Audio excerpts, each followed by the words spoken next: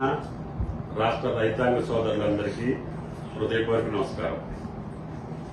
కాంగ్రెస్ ప్రభుత్వం ఇచ్చినటువంటి మాటకు కట్టుబడి ఆనాటి పిసిసి అధ్యక్షుడిగా రేవంత్ రెడ్డి గారు నేను డిసెంబర్ 9 అధికారంలోకి వచ్చిన తర్వాత నేను 2 లక్షల రుణమాఫీ ఒకే దఫా చేస్తానని మాటిచ్చి ప్రభుత్వంలోకి వచ్చినటువంటి కాంగ్రెస్ ప్రభుత్వం ఆయన ఇచ్చినటువంటి మాట ఆగస్టు నెలలోనే తోపుగానే నేను 2 లక్షల రుణమాఫీ చేస్తానని చెప్పి మొదటి విడతగా 18వ తారీఖు సాయంత్రం 4 గంటలకి రాష్ట్ర రైతాంగాన్ని ఉద్దేశించి అన్ని వీడియో కాన్ఫరెన్స్ అన్ని మండల కేంద్రాల్లో ఉన్నటువంటి రైతులను ఉద్దేశించి ప్రసంగించి ఆ రోజే ₹1,00,000 రుణం ఉన్నటువంటి ప్రతి రైతు ఖాతాలో ₹1,00,000 ఆయన ఖాతాలో జమ చేసేదానికి 18వ తారీఖు సుముహూర్తం నిశ్చయించారు. కానీ రైతులందరూ ఆ కార్యక్రమంలో పాల్గొని ఆ ₹1,00,000 వెంటనే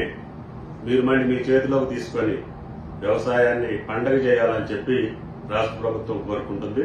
మిగతా ₹1,00,000 కూడా అతి కొద్ది రోజుల్లోనే మీ ఖాతాలోకి జమ చేసేదానికి రాష్ట్ర ప్రభుత్వం సర్వశక్తులు వడ్డీ మాట నిలుపుకోవడం కోసం ప్రయత్నం చేస్తుందని చెప్పి రైతు సోదరులకు విజ్ఞప్తి చేస్తున్నాం. కాబట్టి ప్రతి పైసా వ్యవసాయానికి ఉపయోగపడాలి, ఆ రైతు భూమిలో ఆనందం కనపడాలి.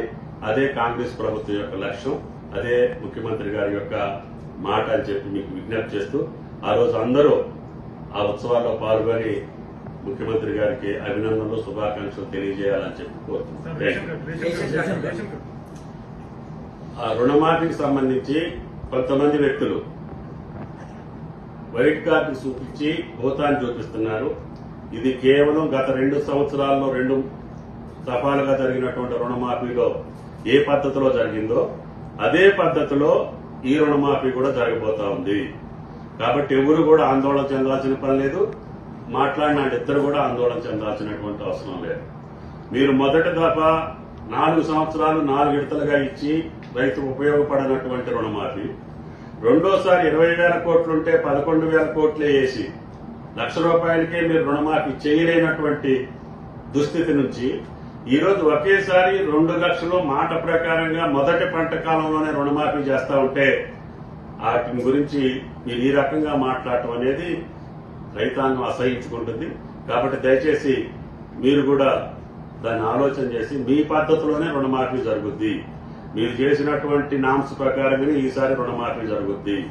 పంట రుణం తీసుకున్నటువంటి ప్రతి ఒక్క రైతు ఖాతాలోకి ₹2 లక్షల ఈ పంట కాలంలోనే జమ చేయదలుచుకున్నాం. కాబట్టి రైతాంగాన్ని ఆందోళన పరచో లేదు దాన్ని ఏదో రాజకీయ లబ్ధి పొందాలని చూస్తే అది మీకు సాధ్యం కాదు అని చెప్పి మీ యొక్క బతికే బండారమే బయటపడుద్ది. దాన్ని మీరు ఇంతటితోటి ముగిస్తే మంచిది. Thank you.